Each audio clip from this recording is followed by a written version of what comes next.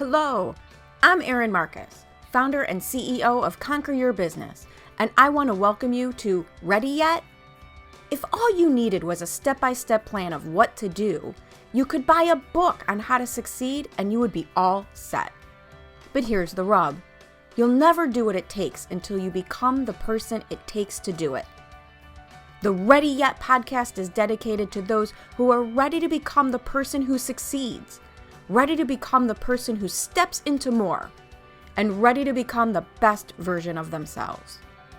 In the I'm Ready interview series, join me for inspiring conversations with people who figured out who they needed to be in order to achieve their dreams, and were brave enough to be that person. Hello, and welcome to this episode of the Ready Yet podcast. I am so excited about having today's guest here, my friend Tess Krebs. So I met Tess through a mastermind that I'm involved in, and I barely know her, don't really know her, but here's what I've watched over the year as we've taken turns asking questions in this mastermind and getting feedback. There's two things that I've absolutely admired, and I don't even know if I've said these to you yet, so here they are. Number one, I know you are in what can be a somewhat male-dominated field, and yet I think you do a much better job than I do in my male-dominated history of also embracing the feminine side. So that is so intriguing to me because I've never done a good job at that. Mm-hmm. And so that's one of the reasons I'm just so excited to have this conversation with you. And the other piece is listening to the questions that you've asked and the feedback that you've heard and watching your response to it. The other thing that I absolutely admire is how open you are to just saying, this didn't go well. I don't think I did it right. And then having a conversation about how else can I do this? And one thing I've learned about people is they would rather double down on an error than ever admit they're wrong. And I've seen the exact opposite from you. So that's why I'm just so wanted to have you here to have a conversation. So why don't you give people a little bit more of a formal introduction to exactly what it is you do for a living and who you are, and we can get to our conversation. Well, thank you very much for inviting me to talk to you. It's very exciting. I always love the opportunity to talk about what I do, and also to talk about what drew you to me. I love that. You're picking up on the subliminals of and the essence of who I am. So that's really cool. Awesome. So thank you. My name is Tess, and I am a lifelong entrepreneur and creative artist. Everything I do is creative engagement with life. And I have co-owned with my partner here in Louisville, Kentucky, McCree Properties. It is a home renovation company. It is based on buying properties, renovating them, and selling them. We have a couple of houses that we have long-term and, build that side of our business, but primarily we have renovated over the last 14 years, 64 houses. Oh, wow. Yeah, it's a lot. That is a lot of houses. That's a lot of houses. Yeah, and there's a lot of houses that we didn't buy. So there's been a lot of houses in our lives. And so my feeling about our company, or the thing that I always want to say first, and most clearly, is that we are not flippers. I work in an industry that, yes, indeed, is male dominated. And that is an interesting challenge. And sometimes I go, why did you do that? Why did you do that? Right. But it's also an industry that people identify as, well, if I, I'm going to do that. I'm going to what is it? DIY it. Do it yourself. Yeah, I can do that too. So there's a lot of influx of people over time doing houses and flipping houses. And what I feel distinguishes our company is that because I am an artist, I have a master's in acting. I am a theater artist. I'm building a film production company while I'm doing this stuff. I was a caterer for 22 years. I'm a master chef. So like I said, lifelong entrepreneur, but all of that, all of that comes into every moment that I deal with our business on the big picture and on each individual house. I was looking through some of the prompt questions that you had asked, and it's like, what do we bring to the people, to our people? And our people are hope I'm not jumping ahead, but our No, people please. are the people that buy our homes. Right. And I feel like our clients, our buyers get really beautiful. Not only are they beautiful, but they are built with a consciousness and mindfulness that when they walk in through the doors, they feel an opening and a relaxation and, oh, I'm at home, which is what you want to feel when you come home. And so hearing your story gives me more questions, not less questions. So, which is awesome because as I'm listening to you, okay, so you have been doing this way, way, way before the rest of us were introduced to HGTV. You correct. have been doing this way, way, way before You Can Do It, We Can Help, which is the Home Depot slogan. I will tell you, I have a friend who's a paramedic, and he said that was the worst thing that ever happened to people is you can do it, we can help. The number of calls they get for massive injuries during home renovation has skyrocketed. He said, you can't do it, hire the professionals. But the other thing is, how did you get there? How did you get here from there? Like Master Chef, theater, how do you end up I have one of those wacky backgrounds too, where I look back and go, wait, how did this happen? So what made you think X amount of years ago to move from food to houses? Well, it was personal because at that moment in my life when I was had my catering, and I have a daughter who was little at that point. She was 7 when I met my partner, and he was a lineman, that climbs those very tall electric poles and worked on hurricanes, Katrina and various hurricanes. And when he did the electric work for those, he got a stash of extra cash from doing those. And I had some extra cash. So we just kind of had that. But that aside, it was in 2005-6, and that was right before everything crashed. Mm-hmm. And he was whining a lot about wanting to be able to do to renovate a house. And I just said, well, why don't you get a friend to do it, to join you and do it? Because I'm busy over here raising my daughter and have my own business. I don't need to do anything else. And he just ignored me and kept on like whining about it. And I'm like, about 3 months later, said, you know what? Why don't we buy a house? And he looked at me and said, okay, let's do that. And I'm like, shit. Wait, he tricked me. Wait, how did this happen? It sounded like it was my idea. How did this happen? And that's how it started. And so, I said, well, this is what I think we should do, because I'm just always thinking. And it's like, this is what we should do. And he lives 45 minutes south in the country. And I said, we need to get a first-time home buyer house. My friends are first-time home buyers, and this is where they live. So we went on the internet, which was not as facile as it is right now. No. And I made up a list, and he was working full-time. And so I got in my car and was driving around, and I was driving down the road, and a car almost hit me off the road, and I veered off the road and went down a street and saw this sign that was neon pink, and it said house for sale. And it was like I had seen God. It's like the universe sent you a house. No, right. And so 24 hours later, I met someone in a gasoline parking lot and gave them a $6,000 personal check to buy that house. That is so fantastic. Yeah. So, okay. So you listen to the sign from the universe. 3 months sounds like a long time. Let's face it, as you and I know in the entrepreneur world, that is not a long time to say, okay, let's do something. True. One of the things I talk about is those moments in your life where you have to jump off the cliff. And I think there's those of us who are okay with be scared and do it anyway. Mm-hmm. But what is that like for you as someone who evidently has it somewhat intrinsically, right, to just repeatedly jump off a cliff and try the new thing? Where does that come from? Do you even know? Do you even think about it? I think about it later.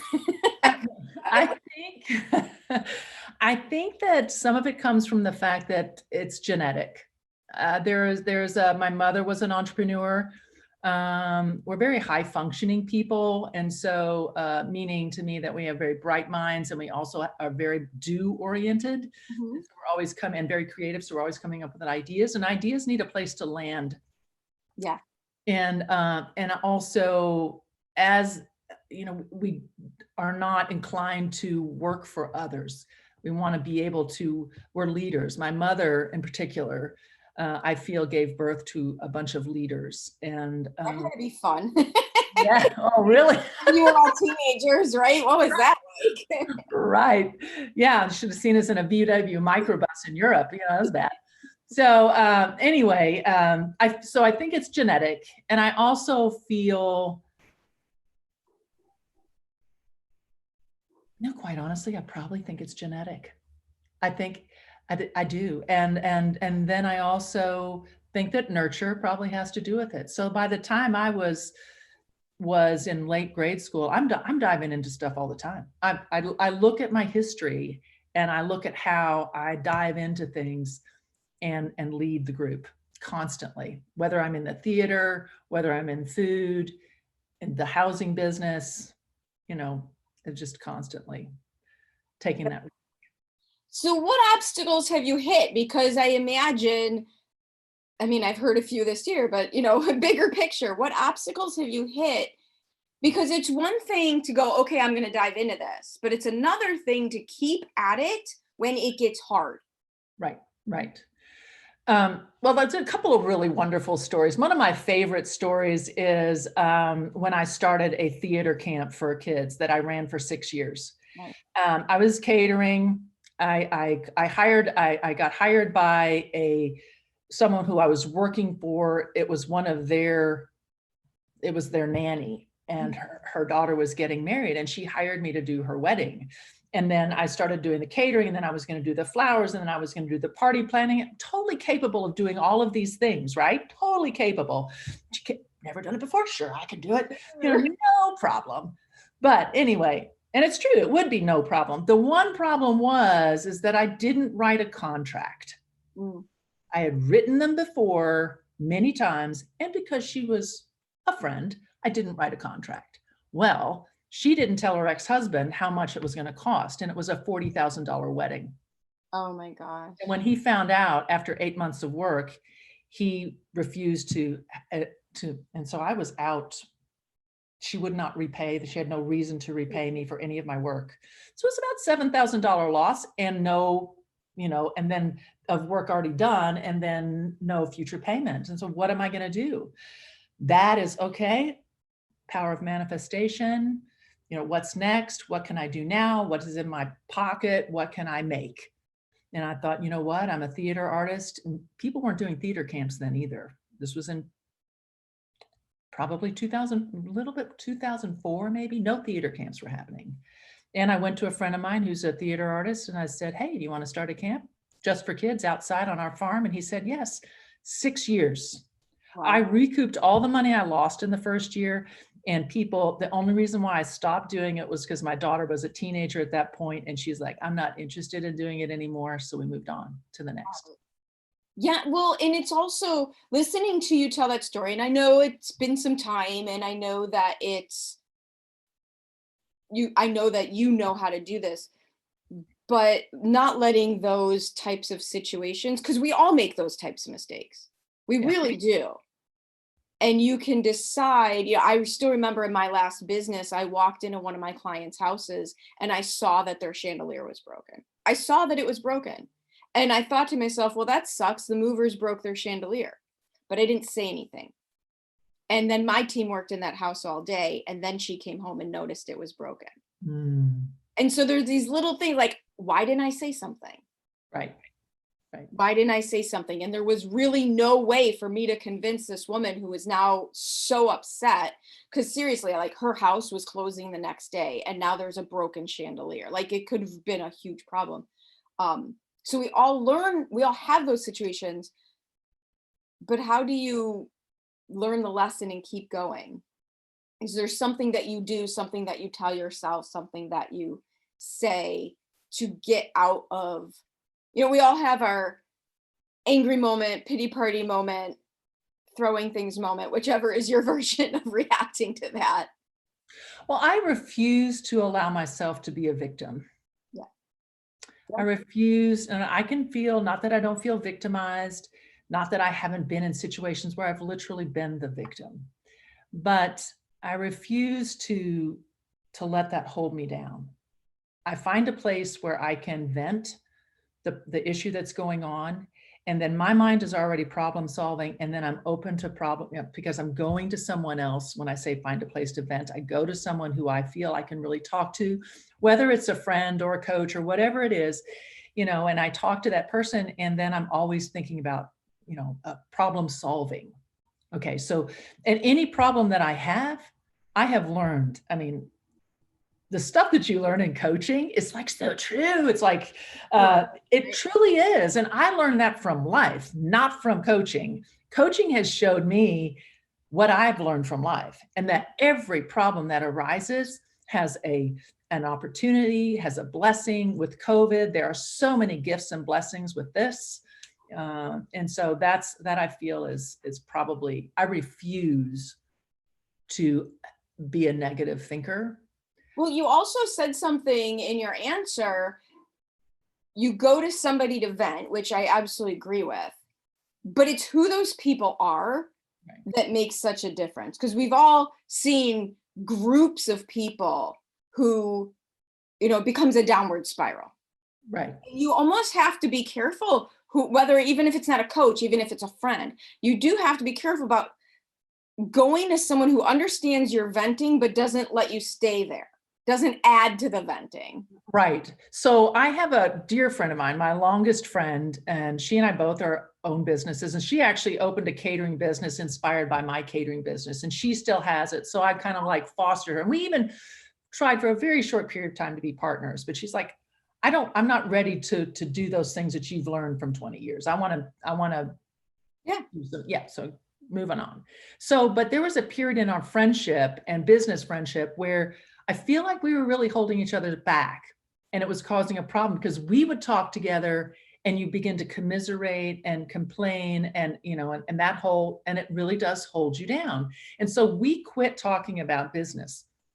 And that's at that ironic, not really ironic, at that point is when I started doing business coaching and getting that kind of support through masterminding and really working with business peers that were not personally attached in any way. And Sherry and I now connect every Thursday and talk about our businesses, because we have both gone out individually and educated ourselves and are able to catch ourselves when we're, let's go, that's a negative, we're sticking on that too much. Let's come out of there. And yeah. That's awesome. I hope you're enjoying this episode of the Ready Yet podcast. I know I really enjoy having conversations about who you need to be in order to reach new heights. As founder and CEO of Conquer Your Business, I work with my clients at the intersection where what they need to do to succeed meets who they need to be to do it. If you would like to have a conversation about your business, please reach out to me at erin@conqueryourbusiness.com. So let's flip it. What are you most proud of? So we talked about the obstacles. What are you most proud of? I looked at that question. Well, the little piece is that I'm most proud of my daughter, who's amazing. And I know that's not business related, and yet at the same time it is, because she is phenomenal, and it's the most incredible work of art that I've done in my life. And how old is she now? She's 25. And yeah. And my most recent thing that I'm most proud of is that she and this is like a feet to the fire sort of thing. We do the 48-hour film project annually, which is making a movie in 48 hours from scratch. And we won our city, Louisville. We won best film, best acting, best editing, best cinematography, and best sound. We just swept it. And it's an awesome 7-minute film. So, and I'm the actor in it. And one of my goals in life is to be on the big screen. And I've been on the big screen several times. Now I just need to do it for an hour and a half. So instead of 7. So very excited about that. And I guess on a smaller level, as I was getting ready for this call, I'm very excited about the fact that after 14 years, I have a really beautiful website. That's kind of a simple thing, but you know, there's simple things on your do list that you'd never get to and that just weigh you down. They leak your energy, they weigh you down. And our website is beautiful. My daughter built it. Oh, cool. What's it? So people can go look and admire. It's mcree.com, which is mckree.com. Very simple. It's beautiful. And I have to say, it's been up since January, and the number of people that have been drawn to it is it's just beautiful. And just today, when I was checking my email before we got on the call, there's someone who's interested in the house that we have on the market. She's in Nashville. She found us through our website and wants to know about the house. And it's just like, you know what? I've been in business. So let's just do some business training here. Okay.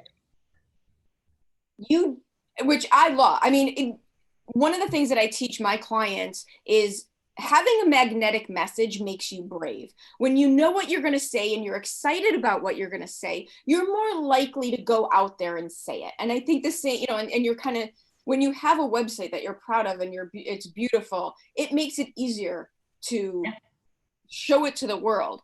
But at the same time, you've had a successful business for 14 years. So you didn't hide for 18 months building it and then go try to build a business. Right. No, I did not.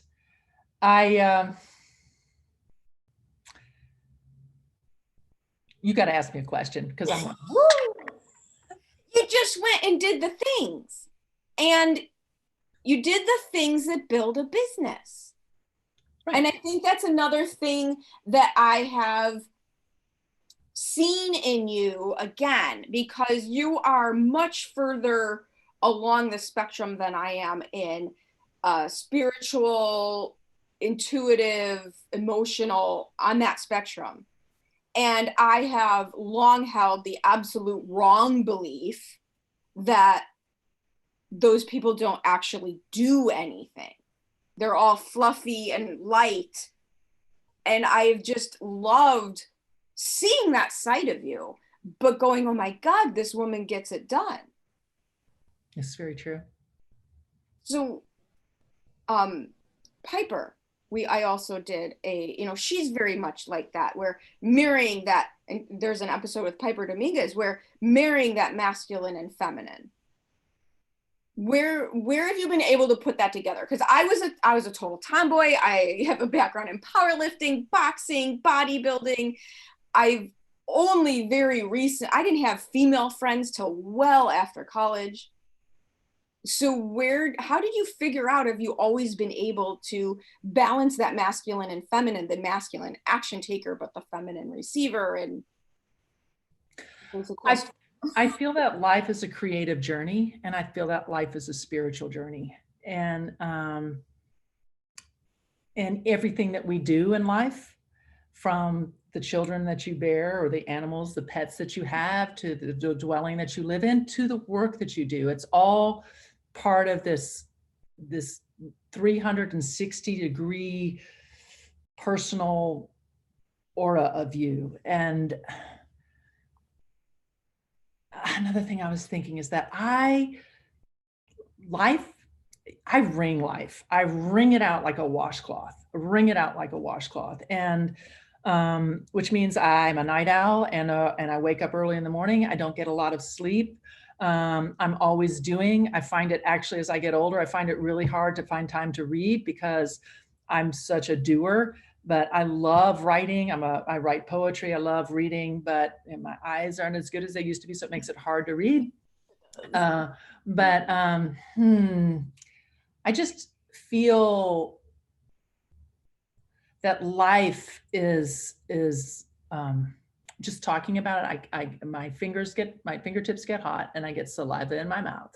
It's very palpable, and that if you can engage in what you're doing every day, then, and you love, even though it sucks, even though what you're doing, some of the stuff that I do on a daily really sucks, but you have to like rework it and make it so, what is it about this that is really rich?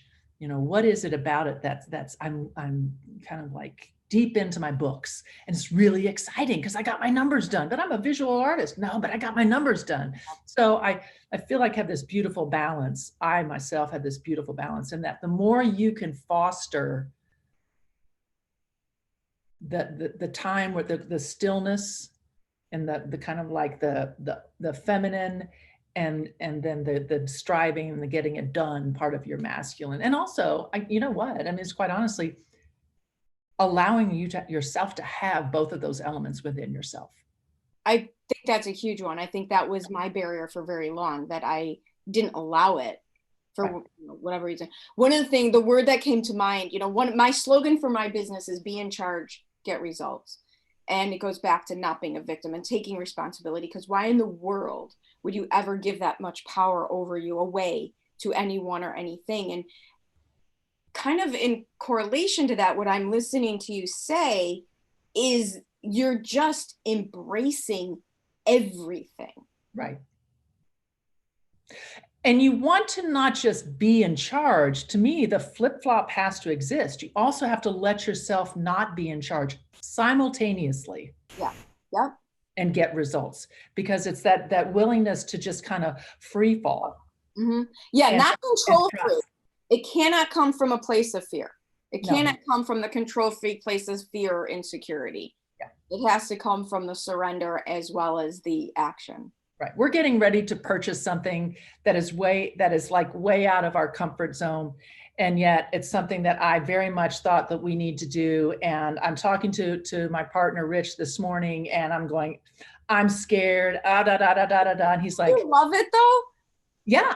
Oh, I do. That feeling when I am so freaking, in that vein. So it'll be known by now, but you're one of the first to know. I just signed a contract to host my own 3-day event. And when it's so far out of my comfort zone, but does your body just completely vibrate? Yeah. When you're going to do something like that. I was thinking about that because you mentioned that yesterday in our pre-call, and I thought, oh my God, it would be so awesome to do a 3-day live event. That'd be phenomenal. Chicago. Yeah. No, I think that risk taking is a really exciting thing. And not that I wasn't terrified driving back from Nashville this weekend in the snow and asked Rich to slow down really fast. There are things that you're innately afraid of, or not innately, just for whatever reason in this period of your life, you're afraid of such and such. And that will come and go. But the kind of underlying fears, the fear of doing what you want to do, it's just like, you've just got to do it. There's another story that really was very crucial in shifting my life. And that is, and it's sad to touch on it real briefly, but in 2013, I lost my brother accidentally. And within 1 year, both my parents died. Oh my God. Our family lost 3 family members in a year and a half. And in that period of time, I became keenly aware of not just the potential shortness of life. Mm-hmm. And of this existence of Tess. And it's like, that's when I first started coaching. And I went down into a coach, Christine Kane was the coach at that point that I worked with. And, it was like spending money on this. It was a lot of money. It was $18,000.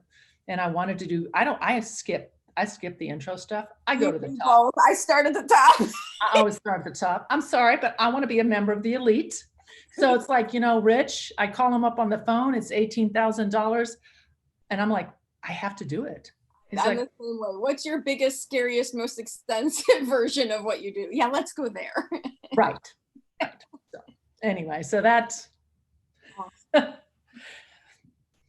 awesome. We understand each other. I'm starting to see more and more why I just was inherently going, I got to talk to this woman. Right. So let's wind it up with this.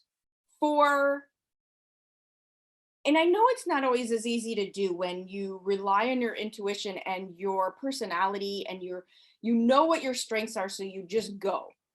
But for the people who can't do what you do automatically, the entrepreneurs out there who might be less risk taker or might not have embraced the doing and receiving, what advice would you give them to help them take the next steps?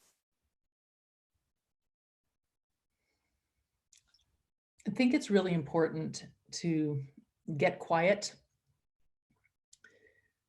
and to get really quiet, because there's getting quiet and then there's sitting and getting so quiet you can hear not just the tick of the clock and the ringing in your ears, but kind of like the quiet vibration that's inside of you. And you go past that fear that comes up. I gotta go. No, you come back. And just really, what is it that I want to do?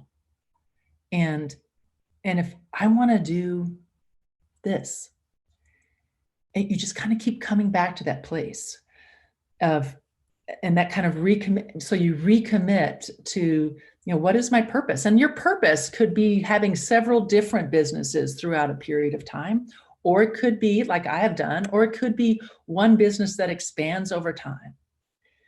But I feel like it's essential to get quiet, figure out who you are, and be it. It's so true. Be it. And love it, just really love, we got to be our best. We got to be our biggest fan. We got to pull in all those feelers from all those people. Do they like me? Do they like me? Do they like me? And just kind of like, do I like me? And just really, really enjoy yourself. I came up with my thing for next year, my word for next year, right?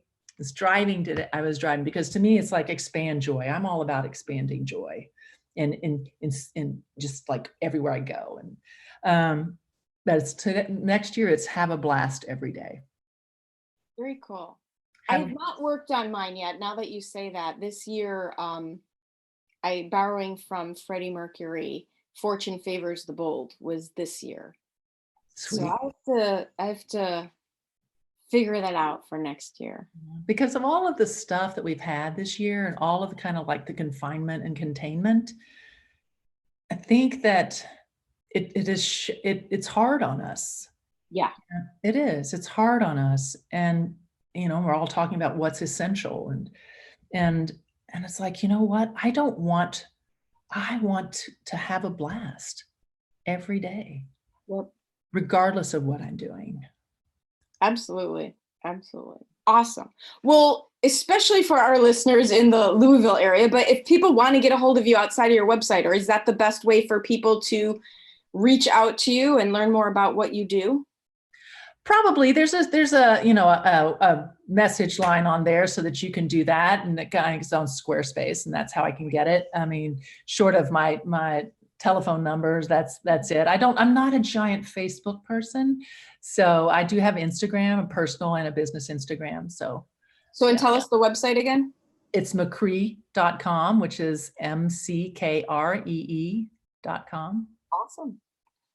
Fantastic. Well, thank you so much for joining me today. I can't even tell you how much I enjoyed this conversation. I think we could talk longer. We could do a few more episodes, so we'll have to do that. Absolutely. So no, but seriously, thank you so much. You're welcome. You're welcome. Thank you. Thank you so much for joining me on the Ready Yet podcast. I get so motivated by the amazing accomplishments of the remarkable people I meet, and I'm excited to be able to share some of their stories with you. You can find more episodes of Ready Yet at your favorite source for podcasts or at conqueryourbusiness.com.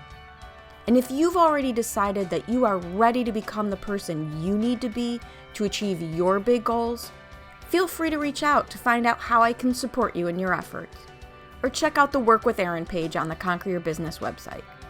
I also invite you to share this podcast with anyone you know who loves to learn and be inspired. And if you're so inclined, I'd be absolutely grateful for any reviews you'd like to share as well. Thanks again for joining me. This has been Erin Marcus, hopefully inspiring and helping you to go conquer your big dreams.